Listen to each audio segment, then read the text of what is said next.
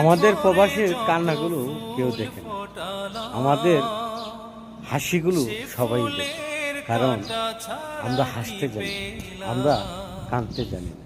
কারণ আমরা যদি না হাসি তাহলে তো এই প্রবাসে আমরা থাকতে পারবো না। তবে আমরা কান্নাগুলো হৃদয়ের থেকে কান্না আসে, যার কান্নাগুলো কাউকে দেখানো যায় না। আমরা যারা প্রবাসী থাকি সবাই খালি দেশের মানুষে বলে, তুমি তো অনেক টাকার মালিক, তুমি মনে অনেক বছর ধরে বিদেশ করতেছ, তোমার তো টাকার অভাব নেই। আরে ভাই, ঠিকই আছে, হাসি কথা বললে তো হাসতে হয়। কারণ আমরা টাকা আছে, শান্তি নাই।